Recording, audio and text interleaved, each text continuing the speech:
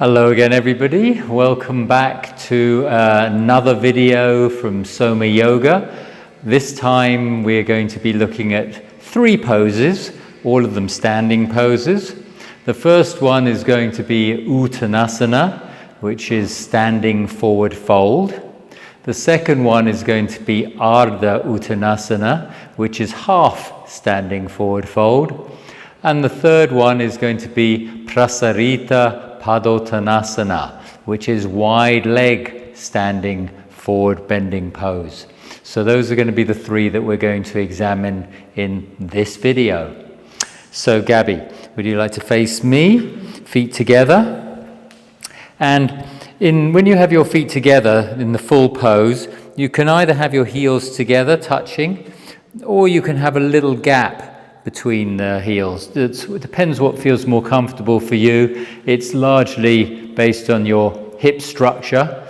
When you have the heels slightly apart, it's internally rotating the legs more. So the legs are internally rotating more, though with the heels a little gap. Yeah, if the heels are completely together, there's less internal rotation. And then in Uttānāsana, you'll stretch the arms up. And as you fold forward, drawing the belly in, and coming all the way down to the floor.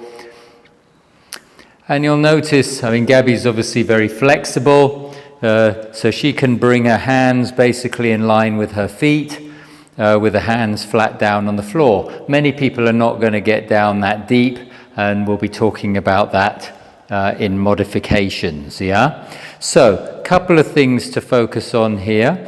Firstly, we're getting a really good stretch across the posterior chain of the myofascia. So, the muscles are wrapped in kind of like a cling film almost. It's called fascia.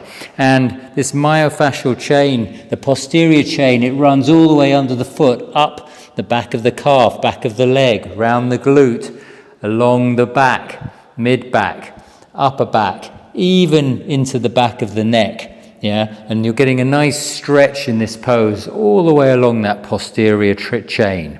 So Gabby's drawn in her lower belly. So here, the belly's pulling in. She's using these deeper muscles, the transverse abdominis, these horizontal muscles. She's drawing them in. And the rectus abdominis, what we often call the six-pack, she's working to use that to help fold.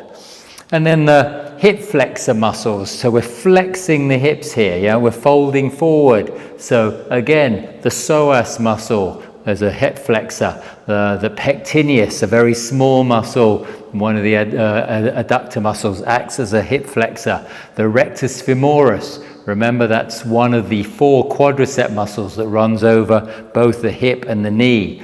They're all helping to fold forward into this forward folding pose, Uttānāsana, yeah? So, if we then look at the hand position, so Gabby, as I said, has got her hand basically in line with the feet. And if she presses her hands forward, if she pushes the hands forward, engaging this muscle here, the anterior deltoid muscle, that engagement of that muscle and pushing the hands forward brings the body in more so that she can get her chest closer to her legs. And then the other thing we'll notice here is as it squeezes the quadricep muscles, so squeezing these quadriceps muscles at the front of the leg relaxes and releases the muscles on the back of the leg, the hamstrings. This is known in anatomy as reciprocal inhibition. So when you squeeze the agonist, the antagonist relaxes. And it's through the nervous system, basically. It's tricking the nervous system as a way of getting a deeper stretch. Yeah? So just relax for a moment, Gabby. And come back up. So Gabby was doing the pose just now with the feet together. For many people, that's going to be very challenging. From a stability and balance point of view, it's a little easier if you have the feet apart like Gabby has now. And now she can come back down into the pose with the feet apart. Yeah? And you can have the hands, this time just have the hands a bit further forward, a little bit further forward. So for many people, their hands are not going to get all the way back in line with their feet. Their hands are going to be further forward, Some people will be on their fingertips, maybe. They won't even be flat down on the ground. Now, a couple of common things that we see here. One thing that we tend to see is the hip going backwards. So a lot of people lean backwards. So the hip bone ends up going behind the ankle bone. And you'll often hear teachers encouraging students, align your hips directly over your ankles. Well, a little tip, one way to do that, to help you do that, is if you press your big toe down into the floor, that engages a muscle in your lower leg. It's called the flexor hallucis longus. It's a flexor.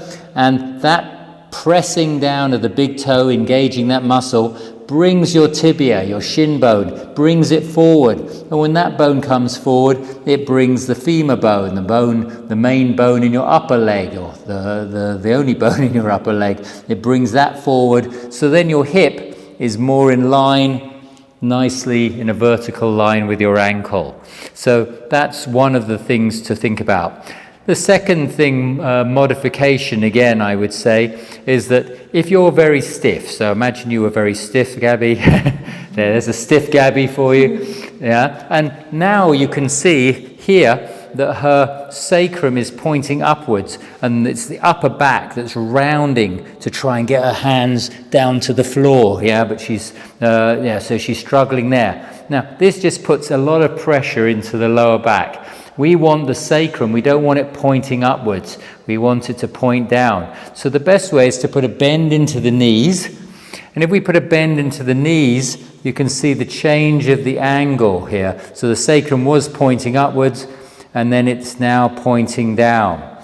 Now, again, we can use a prop. So we can take a block, and we can put the block on the floor, and Gabby can put her hands on the block and let the head go, and just relaxing down, that's right, into the Uttānāsana.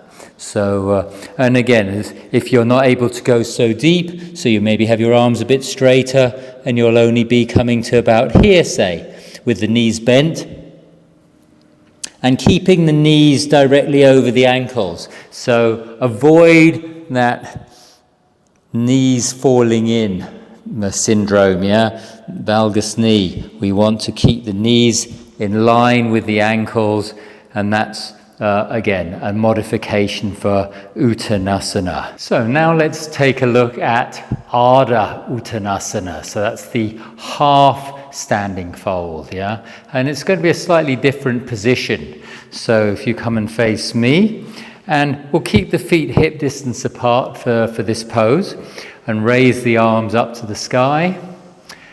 And then as Gabby comes forward, she's going to keep her arms up in line. And notice here that she's got this nice shape. She's not rounding the lower back. So she's engaging the muscles, rectus spinae muscles and quadratus lumborum muscles, for extension in the spine here.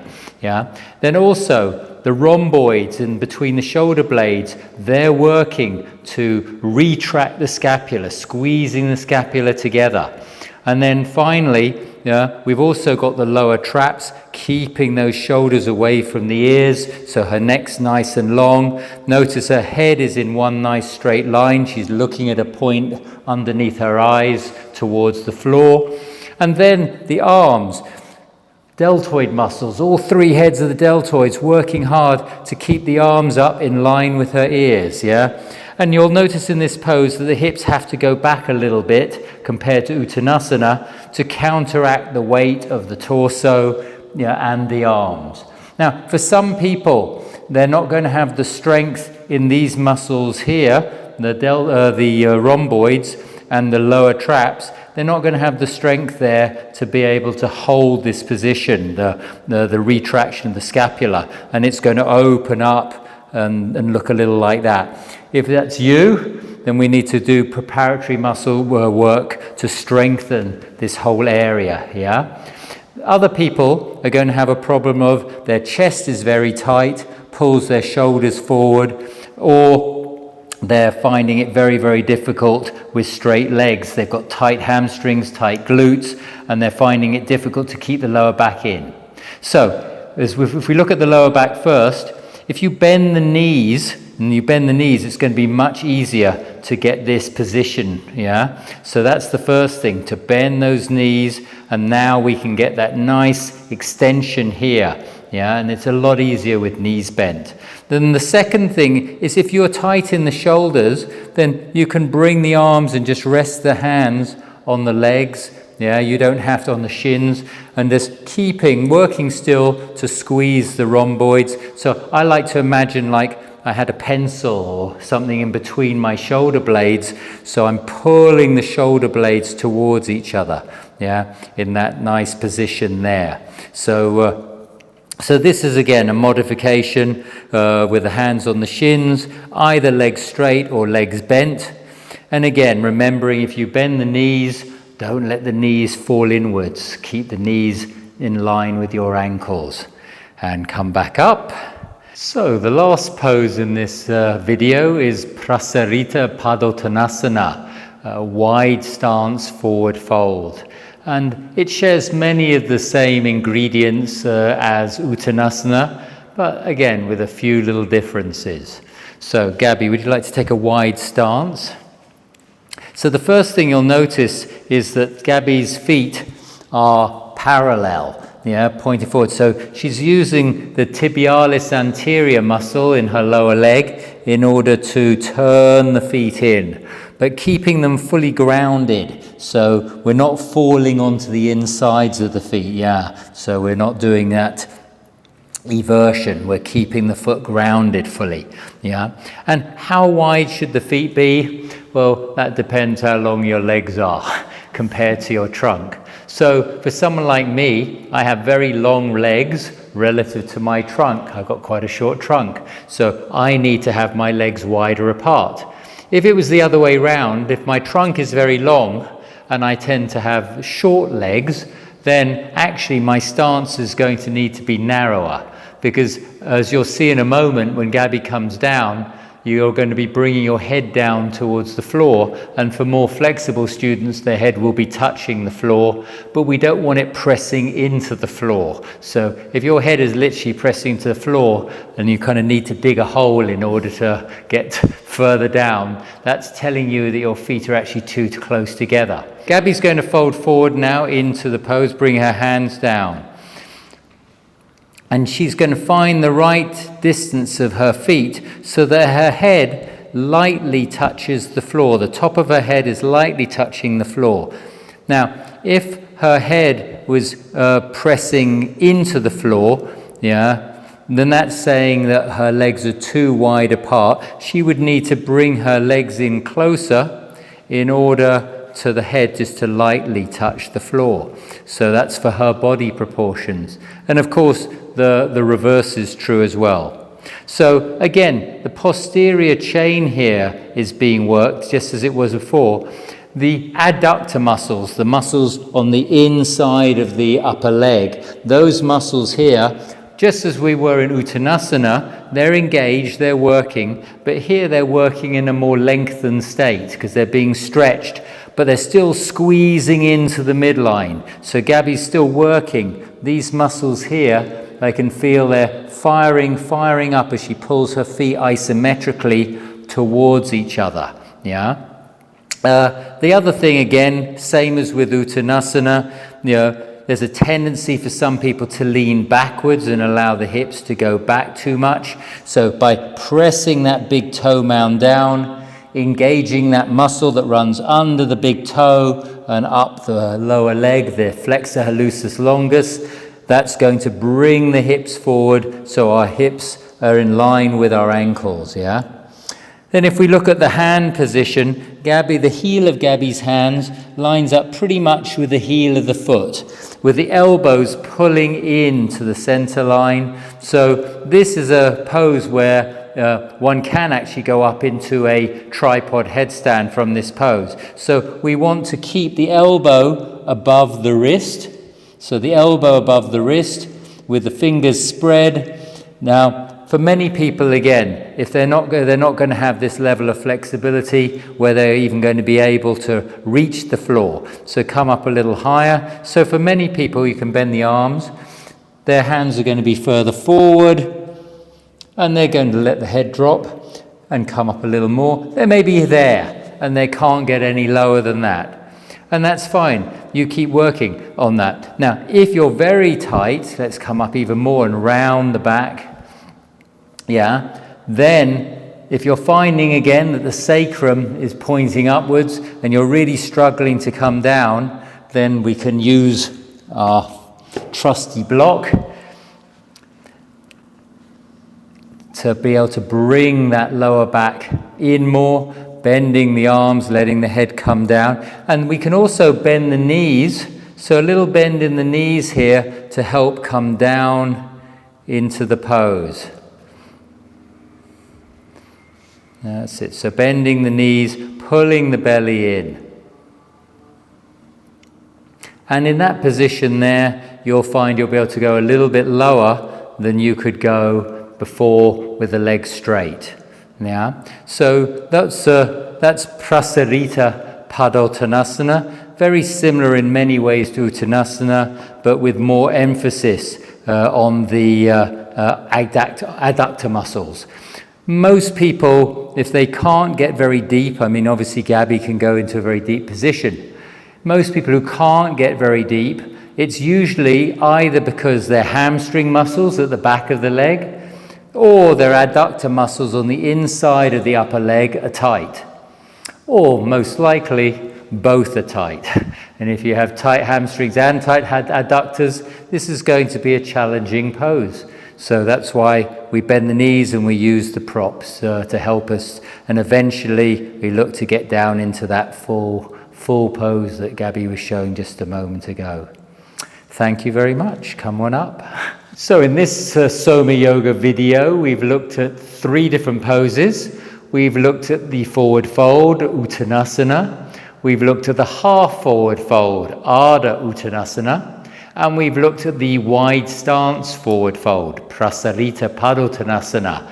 3 different forward folding poses that all stretch the posterior chain, your myofascial posterior chain.